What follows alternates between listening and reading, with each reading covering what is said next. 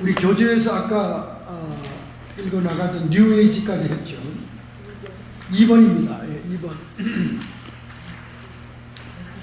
현대 영성의 전반적인 경향은 영적 추구에 있어서 심리학적 통찰력을 더 많이 인용하여 인식하고 있다는 것입니다. 이 메이저 신학교에서 요즘 영성을 가르치는데 굉장히 심리학을 많이 도입합니다.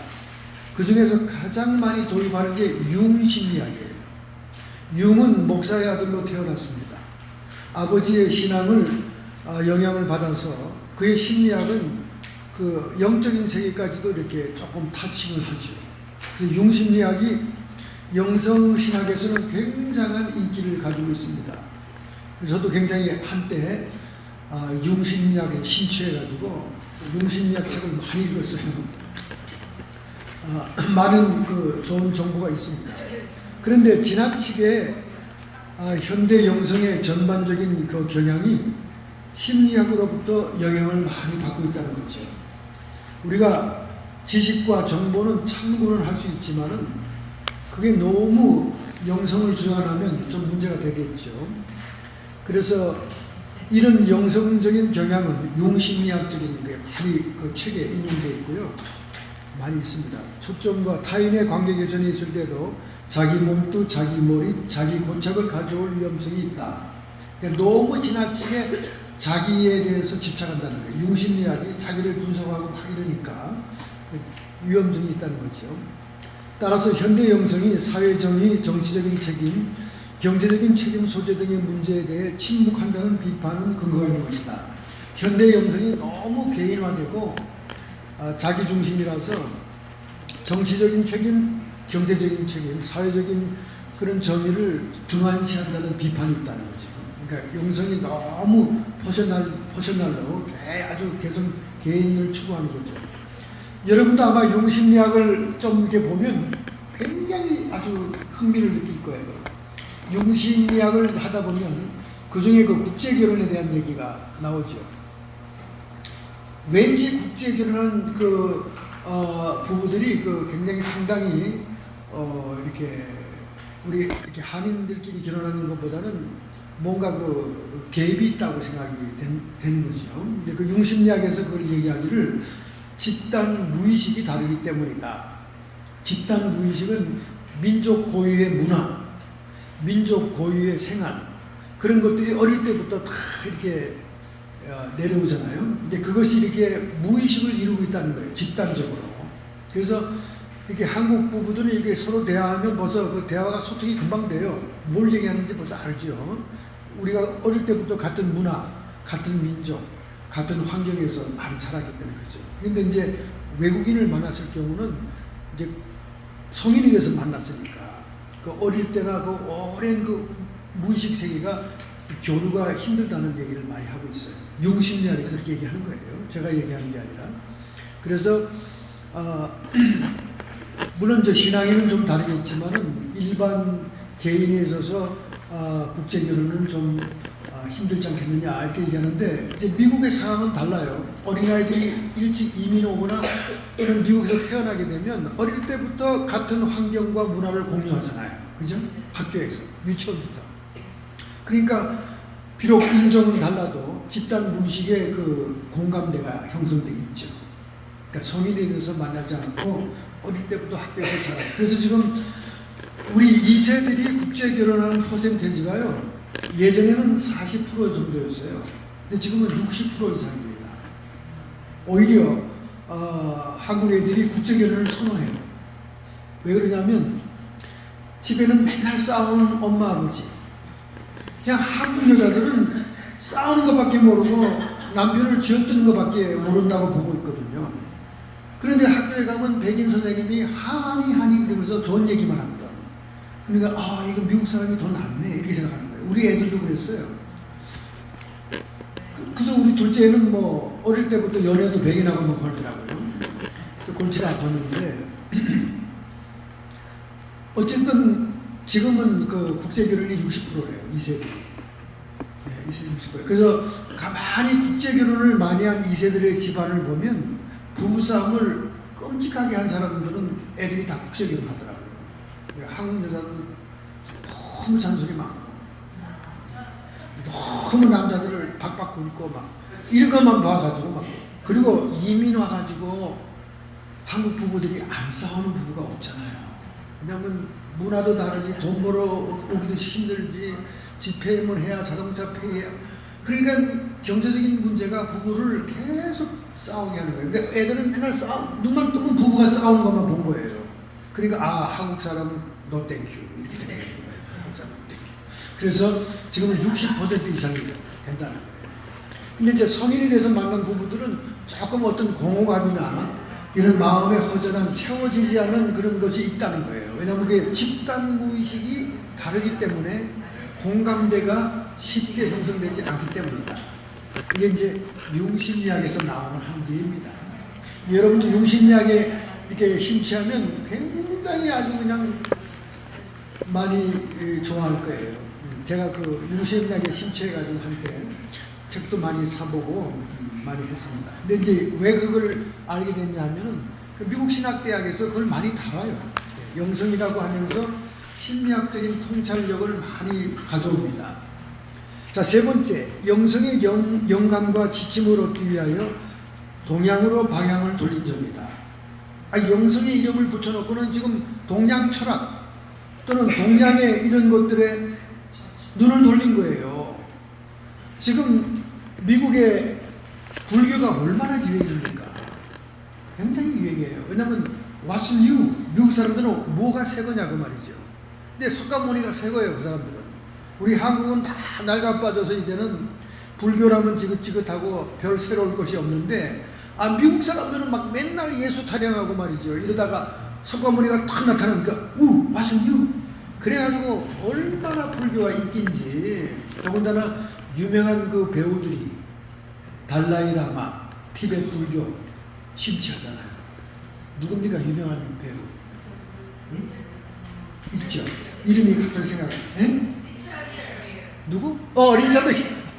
리차드 기어가 아주 달라이라마의 스폰서죠. 뭐 오면 무대고 뭐고 다 그 달라이라마가 돈 들여서 해주고요. 또 달라이라마는 또 티베트 그 달라이라마가 사는 동네 가서 또 수도를 했어요. 7년씩이나 이상. 그 리차드 기어가 심취하니까 아주 불교가 아주 난리 법석이죠. 그래서 요즘 젊은 애들 집에 이렇게 가보면 뒤뜰에 부처 머리통이 없는 집이 없어. 그게 유행이에요. 그 머리통 하나 딱 갖다 놓으면 뭐 자기가 굉장히 새로운 그런 느낌이 드는가 봐요. 또 정원에 가면 전부 다 부처. 여러분 로스에 가보세요. TJ 맥스 가보세요. 맨 부처 대가리. 그죠? 우리는 너무나 많이 봐가지고 지긋지긋한 대가리가 글쎄 미국 사람들에게는 왜 이렇게 새로운 거야. 그래서 버클리에도 스님들이 많이 유학을 오고 그 스님들이 또 미국의 불교를 또 많이 퍼뜨리는데 큰 역할을 하고 있습니다. 그 영성이라는 이름으로 동양으로 방향을 또 머리를 돌린 거야. 얼마나 유행입니까? 그래서 어떤 일이 나타납니까? 어떤 일이 나타나요? 인디안에 대한 영화, 인디안에 대한 연구가 많이 나오죠. 토착 인디안, 미국 네이티브 아메리칸에 대한 영성에 대해서 굉장히 관심이 많고, 그래서 어떤 영화가 굉장히 신드롬을 일으켰죠? 늑대와 함께 춤을. 거기 누가 나와요? 리처드 기어가 나오나요? 아니죠. 다른 사람이죠. 케빈 코스터. 맞아. 이야, 하여간 영화 배우 이름은 정말 잘 배우고 있네요. 케빈 코스터. 맞아요. 늑대와 함께 춤을, 그 인디안, 토착 인디안 영상을 보여주는 영화거든요. 그렇게 막 그 미국 사회에 부음을 일으킵니다. 그래서 토마스 멀튼이라고 하는 수도사가 있어요. 지금은 죽었어요.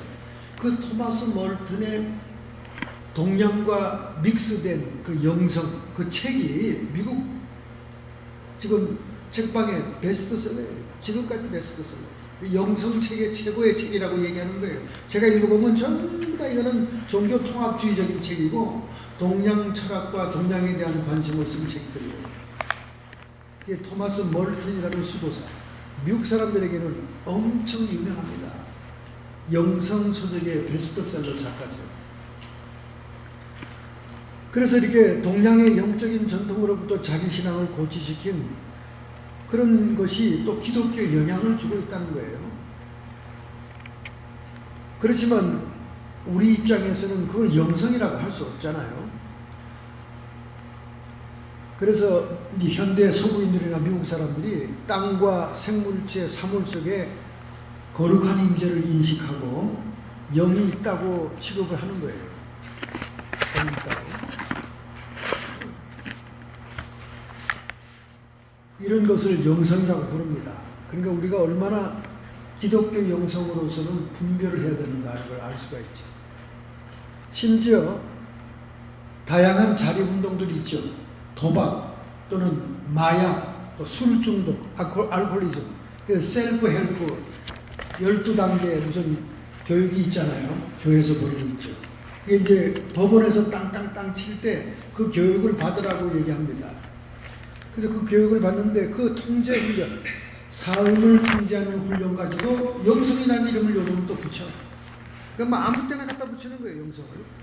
그러니까 우리가 영성이라고 해서 마음을 오픈했다가는 큰일을 당하죠. 심지어 환경단체들이 그 환경보호 운동하는 것도 영성이다. 그린피스 무브먼트도 영성이다. 뭐 영성에 대해서 이렇게 흔하게 쓰고 있습니다.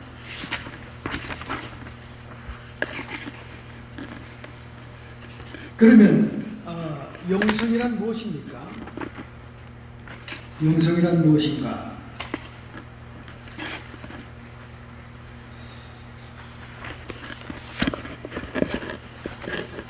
도대체 영성이란 무엇인가? 영성에 대한 분명한 정의를 내림에 있어서 오늘날 다양한 영성 운동은 처음부터 끝까지 두 줄기의 흐름이 있다는 거예요. 첫째는 눈에 명백히 보이는 세계만이 아닌 여러 차원, 영적인 차원을 포함해서 영적인 세계가 존재한다는 인식이 있는 영성이 있고, 두 번째는 그러니까 이런 눈에 보이지 않는 차원을 얘기하니까 굉장히 호기심이 가죠. 흥미롭고 호기심이 갑니다. 두 번째는 분열과 비인간화하려는 힘 앞에 개인의 온전성을 추구하는 노력. 이게 융심리학에서 그 인격의 통합을 얘기합니다. 사람들이 인격이 이렇게 분리되어 있기 때문에 현대에 문제가 많다는 거죠. 근데 인간이 이렇게 통합을 이루면, 그러니까 분열과 비인간화하라는 힘 앞에서 개인의 온전성을 추구하는 노력, 이것도 영성이다, 이렇게 얘기하는 거예요.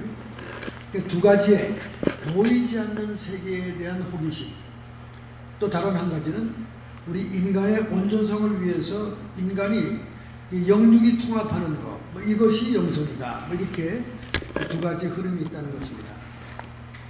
세 번째로는 어떤 이들은 인간의 존재의 깊은 차원을 묘사할 때 이 영성이라는 단어를 사용하는데, 이제 여기 밑에 쭉 학자들의 이름이 나오면서 그들의 주장이 나옵니다. 영성을 자기 초월의 능력이라고 정의했다.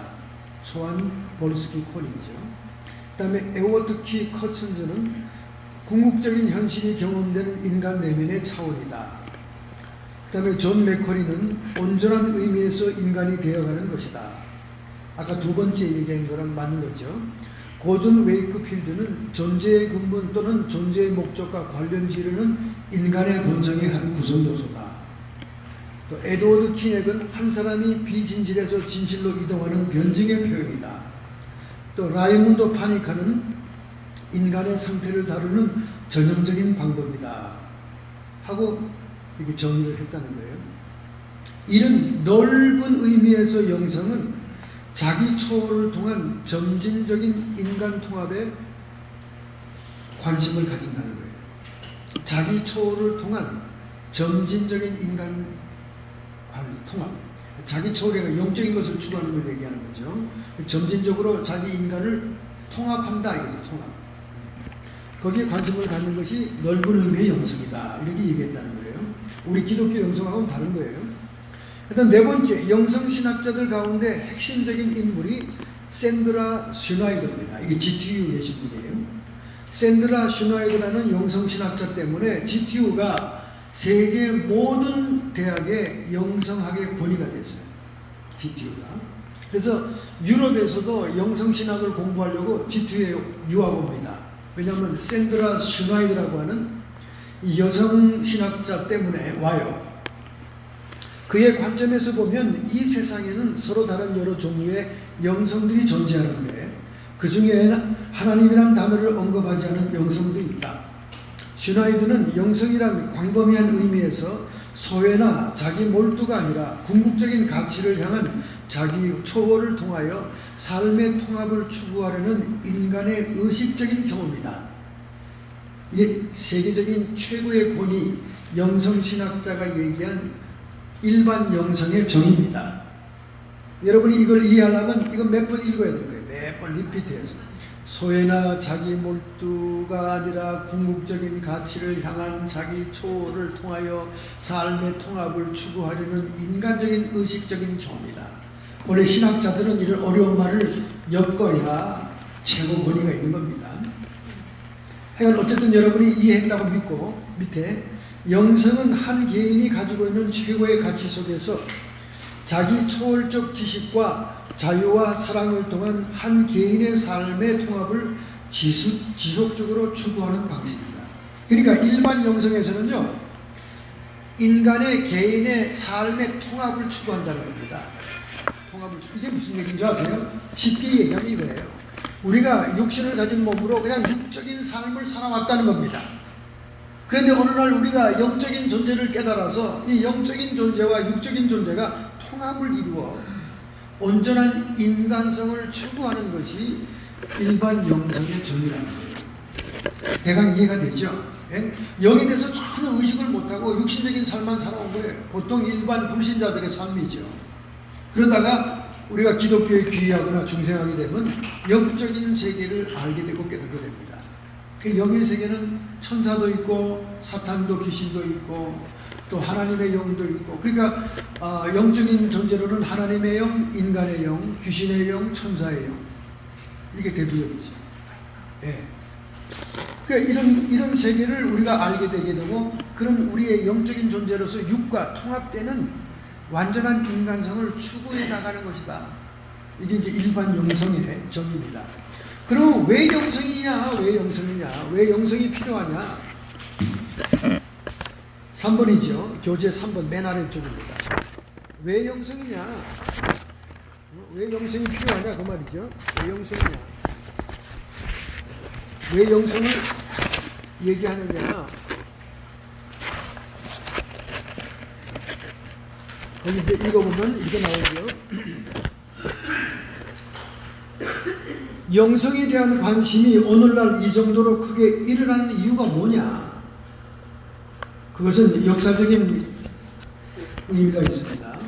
유대인의 아우슈비츠 대학산, 정말 인간의 생명이 쓰레기처럼, 쓰레기더미처럼 독가스실에서 집단적으로 죽어가지고 집단적으로 매장되는 그런 대학살의 경험, 대량의 핵 파괴의 첫사례인 히로시마와 나가사키의 원폭에 대한 투하, 이런 것을 보고 인간의 생명이 무엇이냐, 도대체 인간의 생명이 어떤 것이냐, 그런 이 역사적인 두 사건이 우리 삶과 역사 속에서 거룩함에 대한, 즉 인간의 생명의 소중함에 대한 우리의 사고를 완전히 뒤바꿔 놨다는 거예요.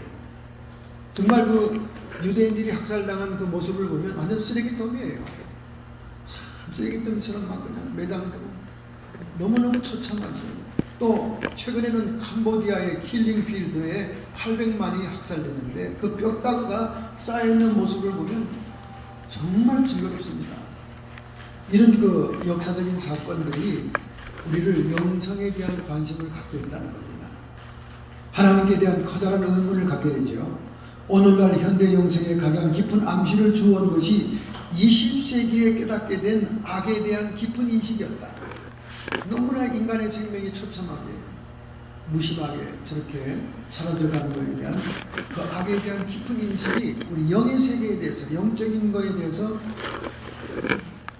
추구하게 됐다는 거죠. 중요한 문제는 하나님을 떠나서 행해지고 있는 인간의 기순이 문제고, 또한 인간의 신음과 고통, 아가페서 하나님의 침묵과 그 무능력이라는 것입니다. 인간의 기술이 발달되면 발달될수록 그 기술로 많은 사람이 살상되고 죽잖아요. 핵폭탄은 완전히 그냥 다 죽여버리잖아요. 그 인간의 신음과 고통 아가페서 왜 하나님은 침묵하느냐, 왜 하나님이 무능력해 보이냐 그 말이죠. 여러분, AI라고 하는 인공지능이 지금 무섭게 발전하고 있잖아요. 이제는 대부분의 그 노동자 계급을 대체할 겁니다. 인공지능이. 여러분 알고 있죠? 소피아라고 하는 인공지능 여성, 대표적인 여성 봤죠? 유튜브에서. 뒤에는 기계가 보이고 앞에는 멋진 여자잖아요. 소피아. 이름이 소피아입니다. 지혜라는 이름이죠. 그 인공지능하고 대화하는데 인공지능 그 여자가 뭐라고 얘기한다면 나는 인류를 멸망시킬 것이다. 그렇게 얘기했어요.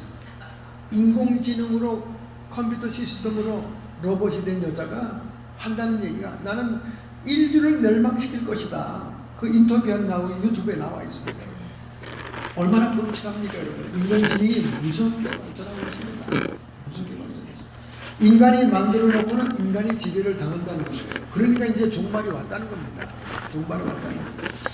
노아의 때와 같고 롯의 때와 같다는 것은 두 가지 특징이 있어요. 노아의 때는 인간이 변종되기 시작하는 역사가 있었던 거예요. 네피림이라고 하는 하나님의 아들들이 인간의 딸들과 결혼해서 유전적인 변화가 왔다는 거예요. 그게 노아의 때에 전 세계를 멸망시키고 의인의 자손만 살려놓은 이유입니다. 하나님이. 지금 유전공학으로 못하는 게 없지 않습니까? 유전공학으로. 응? 이제는 사람과 짐승이 함께 있는 것도 만들어내고 있잖아요. 지금. 그러니까 유전공학적인 이 말세 현상, 이것은 노아의 때와 같은 거예요. 더군다나 이제는 생체 DNA도 로봇에게 심어버린다니까요. 거의 인간이 되는 거예요.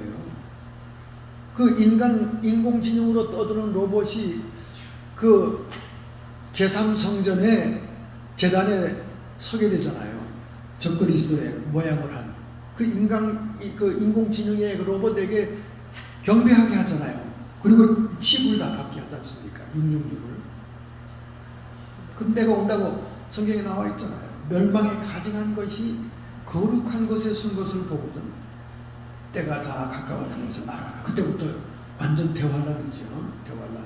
전무후무한 나치의 히틀러보다 더 유대인들을 학살하고 전 세계 사람들을 학살하는 때가 그때 온다는 거죠. 그러니까 지금 유전공학의 발달, 하나님의 생명나무를 건드는 이 마지막 현상이 노아의 때와 같다는 거예요. 노아의 때가 아니라 또 롯의 때와 같다는 거잖아요. 롯의 때는 롯은 뭘 얘기합니까? 동성애를 얘기하잖아요. 동성애. 지금 동성애가 완전히 전 세계적으로 편만해지고 동성애 합헌 결혼이 결정이 되고 말이죠. 동성애 합헌 결혼을 결정한 날 청와대는 완전히 동성애 칼라 무지개 색깔로 조명을 때렸지 않습니까? 참 기가 막혀요. 오바마 자체가 동성애자예요. 네, 오바마 자체가. 지금도 유튜브 가면 오바마에 대한 전력이 다 나옵니다. 젊었을 때 어떤 동성애를 했는지. 그러니까 최초의 동성애 대통령입니다. 그러니까 동성애가 완전히 정상적인 생활처럼 되어가는 이 지구, 이게 마지막 현상. 롯의 때와 같은 거죠. 근데 왜 동성애가 이 멀쩡한 지성인들과 상식적인 인간들에게 인정을 받게 됐냐? 그게 좌파들의 음모입니다. 좌파들이 뭐라고 음모를 했냐면 의사들을 설득한 거예요. 의사들. 여러분 지금 미국의 모든 대학 교수들, 모든 학자들은 좌파들이에요. 좌파 지식인들입니다. 그 좌파 지식인들에게 배워 나오는 젊은이들 다 좌파입니다. 다 좌파예요. 그러니까 부모들하고 대화가 안 돼요. 여러분 트럼프 지지한다는 얘기했다가 완전히 시골 촌 사람으로 취급받죠. 애들한테. 걔들은 다 좌파 학자들에게 공부한 애들이고 글로벌리스트, 세계 통합주의와 세계 종교 통합과 이 모든 글로벌리스트들의 조종을 받고 있어요. 네, 조종을 받고 있습니다. 그렇기 때문에 부모하고 대화가 안 돼. 부모는 보수적인데 이 자식들은 좌파예요. 그것도 사회주의적인 좌파로 흘러가고 있습니다. 그러니까 롯의 때입니다. 그 의사들을 이들이 한 거예요. 의사들이 뭐라고 그랬습니까? 동성애는 성적인 습관이 아니고 태어날 때부터 유전자가 그렇게 돼 있어서 동성애가 되는 것이다. 옛날에는 의사들이 동성애를 어떻게 진단하는 줄 아세요? 정신병이다. 그리고 성적인 습관에 성적인 변태다. 뭐 이런 식으로 얘기해서 이게 막 사회에서부터 막 이제 축출당하고 그랬는데, 이게 유전인자로부터 내려온다니까 이게 정상이죠. 그렇잖아요. 유전인자로 내려온 걸 우리가 어떻게 막냐. 근데 그게 아니라는 거예요. 그건 가짜입니다. 그 학설은 가짜입니다. 제가 동성애자를 직접 다뤄봤죠. 제가 미국 산호세에 처음 도착해가지고 맞닥뜨린 사람이 동성애 때문에 고민하는 아버지였어요. 근데 걔는 동성애만 하는 게 아니라 정신병원에 가 있었어요. 월락크릭에 가니까 정신병원인데요. 그날 그 아버지가 제가 도착하는 날부터 쪼르는 거예요. 목사님, 우리 딸 좀 면회 가주세요. 왜 그러십니까? 우리 딸이 정신병원에 있습니다. 면회 가달라고. 그러니까 뭐 면회 가면 뭐 될 것 같습니까? 하나님이 꼭 고쳐줄 것 같아요. 그러는 거예요. 우리 이종순 사람이 이 귀중한 얘기를 하는데 왜 쓰레기 봉지를 들고 나가죠? 동성애 뭐 찔리는 마음이 찔리는 게 있나? 네. 빨리 들어와야 되는데. 굉장히 깔끔한 성질이에요. 집에 가보면 얼마나 깔끔한지 몰라. 깔끔한 성질이라 글쎄 얘기를 못 보는 거지. 구두를 가지고 토끼는 거예요 지금. 하여간 그 얘기를 하면 또 길어지니까 나중에 얘기하기로 하고, 더 중요한 얘기를 해야 되니까. 그래서 제가 이제 그 정신병원에 이제 몇 번 가가지고 걔를 휴가 나오게 해서 우리 교회 나오게 해가지고 가정에 가서 치료했어요. 근데 그 치료에서 떠나가는 귀신이 동성애 귀신이더라고요. 그 언제 들어왔냐면 고등학교 때. 고등학교 때 자기 보이프렌드라고 새긴 애가 동성애자였대요. 근데 그 영이 그게 들어왔어요. 그러니까 동성애가 되는 것은 뭐 변태적인 성습관도 있고 뭐 여러 가지 요인이 많아요. 근데 이 아이는 귀신에 의해서 동성애가 된 거예요. 그런 케이스여서 그걸 해결했습니다. 디테일한 얘기를 다음에 간증하죠. 자, 오늘은 제가 딴 얘기를 해야 돼요. 중요한 얘기가 있습니다. 그게 뭐냐면,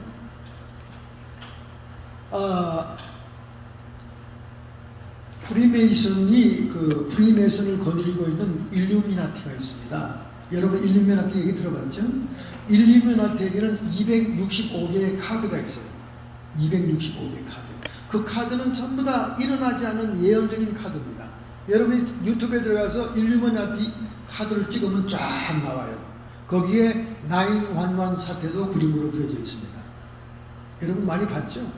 그런데 그 앞에 이제 최근에 일어날 일 가운데 하나는 뭐냐면, 동경 올림픽이 2020년도인가요? 올림픽 때 막 사람들이 도망가면서 시계탑, 동경에 있는 시계탑이 무너지고 하는 장면이 그려져 있어요. 그것은 두 가지라겠죠. 테러에 의한 대폭발 사건이 아니면 동경에 대지진이 일어날 것을 얘기한 것이다. 근데 이 일루미나티 카드가 다 미리 그려져 있는데 다 맞아 떨어졌으니까. 그래서 그 도망가는 사람들의 칼라 옷이 오륜기 색깔이에요. 오륜기 색깔. 칼라가 도망가요. 그러니까 올림픽 때 그런 사건이 일어난다는 거죠. 그 다음에 트럼프 얘기가 나옵니다. 트럼프랑 똑같이 생긴 사람이 그림이 그려져 있어요. 희한하죠? 희한해. 근데 뭐라고 되어 있냐면, 트럼프가 하도 글로벌리스트들하고 그 세계 정부들을 이렇게 공격하니까 지금 부시 가문하고 클린턴하고 전부 다 이게 정당은 달라도 글로벌리스트들이에요. 신세계 질서 운동을 하는 사람들입니다. 그러니까 민주당, 공화당이 상관없어. 그들은 한패예요. 전부 한패. 근데 부시 가문을 완전히 트럼프가 짝으로뜨리고 자기가 대통령이 됐잖아요. 그러니까 뭐 처음에는 고생했죠. 그런데 그 카드에 뭐라고 나와있냐면, 트럼프랑 똑같이 생긴 사람인데 enough to enough 해놓고는 그 다음 카드에 총을 탁 겨누고 있는 스나이퍼가 지붕 꼭대기에서 트럼프를 죽인다는 얘기가 나오고 있습니다. 오늘 제가 왜 기도회를 잠깐이라도 하고 가려고 여러분에게 기도회 시간을 만들어 놨을까요? 우리는 트럼프 대통령을 지켜야 됩니다. 예. 암살시킬 거예요. 암살하려고 시도합니다. 지금은 막 언론과 뭐 이런 것으로 모함해서 러시아 스캔들로 끌어내리고 탄핵하려고 그러는데, 탄핵은 그냥 재선되거든요. 트럼프가 재선됩니다. 그러니까 이 사람들이 얼마나 지금 약이 오르겠습니까? 근데 이제는 이거밖에 없다는 거예요. 먼 데서 망용을 끼고 팍 쏘아 죽이는 거죠. 그런데 트럼프의 가족들로부터 해코지를 하겠다는 그런 계획을 가지고 있습니다. 우리는 이 미국을 위한다면 기도해야 됩니다. 뭐 트럼프 사생활 복잡한 거 그거 모르는 사람 어디 있습니까? 옛날부터 잡는데. 그렇다고 해서 뭐 청와대에 들어가는 사람 자격이 목사님 자격일 필요는 없는 거잖아요. 그잖아요? 목사님처럼 뭐 청순해야 대통령 되는 건 아니잖아요. 하나님이 일시적으로 택해서 이 나라를 복음적으로 할 수 있는 사람을 택해 놓은 거죠. 마이크 펜스 같은 사람은 트럼프보다 더 리얼 크리스찬이고 신앙이 좋은 사람이에요. 그 사람은 너무나 FM이기 때문에 오히려 반발을 받습니다. 그분이 아마 부통령으로 대통령을 승계하면 좌파들이 아주 배를 가르고 길거리 들어오고 그럴 거예요. 왜냐하면 너무 신앙적이니까 이분이. 그래서 지금 그 청와대 멤버들을 다 신앙인으로 다 바꾸는 거예요. 그리고 뭐 거기 안에 맨 회의할 때 예배 드리고 기도하고 성경 공부하고 그래요. 여러분이 몰라서 그렇지. 대단합니다. 이제 마이크 펜스도 물론 대통령을 하실 분들이지. 그러니까 이제 트럼프가 재선돼 보세요. 이건 이제 죽이는 길밖에 없다니. 러시아 스캔들도 안 되고 그거 다 가짜 소리잖아요. 러시아 스캔들도 안 되고 뭐 파바도 안 되고 매일 뉴욕타임즈 논설 사설하는 교수 생긴 것도 딱 괴물같이 생긴 게 말이죠. 난 한국일보가 왜 그걸 번역하는지는 한국일보를 딱 끊고 싶은데 그것 때문에. 그러면 뉴욕타임즈에 나오는 그 뉴욕 대학의 교수인데 매일 이만큼씩 신문에 트럼프를 욕하는 것만 써놓은 거예요. 트럼프. 세상이 어떻게 그렇게 욕을 해도 그렇게 끈질기게 욕합니까? 365일을. 네? 그렇게 욕해도 트럼프가 안 넘어지거든요. 얼마나 정치를 잘합니까? 이번에 국정연설이 그 CBS는 반트럼프 방송입니다. CBS, CNN에서 여론조사했는데 76%가 잘했고 대찬성이라는 거 아닙니까? 트럼프 연설이 너무 잘 됐다는 거예요. 역대 대통령 중에 가장 큰 점수를 받은 거예요. 그러니까 아무리 메이저 신문들이 떠들고 매스컴이 떠들어도 일반 국민들은 트럼프 하는 일을 맞다고 생각하는 겁니다. 여러분 생각해보세요. 트럼프가 언제 이민을 반대했습니까? 불법 이민자들을 막 장관해요. 여러분 주변에 보세요. 불법 이민자들이 얼마나 혜택을 받고 있습니까? 메디칼 다 혜택 받지. 애 낳는 수대로 돈 받지. 응? 애는 한 명당 뭐 700불, 800불 받지. 그 애들 데리고 산다고 수고한다고 집세까지도 줘. 1,500불 이상씩. 그러니까 애기만 낳으면 그 집에 돈은 막 엄청나게 그 사람이 불법 체류자도 그래요. 불법 체류자인데도. 소셜 워커들이 거의 스페니시들 많잖아요. 자기 동족들 다 챙겨줍니다. 그러니 미국인들의 세금이 얼마나 많이 나가요. 그러니까 저렇게 캐러반 행렬이 수천 명씩 떼거리로 오는 거예요. 미국만 들어가면 병원이고 뭐고 먹고 사는 건 생각 걱정 없다니까. 지금 우리 동네 불법 체류자들이 애 수대로 다 돈 받고 젊은 애들이 그냥 동네 하루 종일 놀아요. 음악 들고 놀아. 왜? 일할 필요가 없어. 애들만 퉁퉁 넘는데 먹고서 퉁퉁 넘는데. 그 애들 숫자대로 그냥 돈이 들어오는 거예요. 그 다음에 그 애들 데리고 살려면 얼마나 고생하냐. 그래서 1,500불 이상 아파트비도 준다니까. 그런 사람들을 여러분 보면서 트럼프가 저렇게 부르짖는 얘기를 그게 인권을 유리하고 뭐 세계 평화주의를 멋쩍어 가로막고 이게 말이 안 되는 얘기예요. 잘못된 걸 저렇게 과감하게 고칠 수 있는 사람은 트럼프밖에 없습니다. 어떤 정치인이 이민을 건드려요? 헛떨어지게. 응? 그리고 얼마나 불법체자들이 그 멕시코 국경을 드나들면서 마약을 밀수하고 밀매하고 얼마나 그렇습니까? 이제 트럼프를 암살하는 방법밖에 없다고 딱 생각하고 있는 거예요. 일루미나티 카드에. 그러니까 우리가 이제 이 강의가 끝나면 잠깐이라도 나라와 국가와 우리 한국 조국을 위해서도 기도하고 이제 2차 회담이 하노이에서 나오는데 거기서 엉뚱한 것을 양보하지 않도록 또 기도하고 트럼프에게 지혜를 달라고 기도하고 우리가 기도를 좀 하고 가야 돼요. 여러분 집에서 이렇게 공공적인 기도는 못 하잖아요. 우리가 기도를 좀 하고 가야 됩니다. 그리고 트럼프와 트럼프 가족들을 보호해달라고 기도해야 돼. 죽이겠다고 벌써 카드에 나와 있어요. 죽인다고. 스나이퍼가 망원으로 탁 보면서 꼭대기. 그거 어떻게 맞겠어? 공중에서 날아오는 총알을 어떻게 맞겠어? 존 케네디처럼 맥없이 죽는 거지. 쏘면 죽는 거지. 하나님이 보호하셔야 돼요. 하나님이 막아주셔야 돼요. 아니 목사님은 왜 그렇게 트럼프의 목을 겁니까? 목을 걸 수밖에. 종교의 자유를 보장하잖아요. 네? 크리스마스를 할러데이에서 크리스마스 데이로 찾아줬잖아요. 그 뭡니까? 그 스타벅스 그 하워드 슐츠 이번에 민주당에서 나오려다가 무당으로 나온다는 그 인간. 그 완전 사탄 숭배자 아닙니까? 여러분 몰랐죠? 완전 사탄 숭배자. 노골적으로 자기는 사탄 숭배자라고 얘기하지 않습니까? 그래가지고 그 사람이 최초의 스타벅스 커피에 할로데이라고 딱 찍었잖아요. 크리스마스를 딱 없애버리잖아요. 그 하워드 슐즈 같은 사람이 대통령 되면 오바마보다 더 지독한 종교 박해와 교회가 숨을 못 쉬게 됩니다.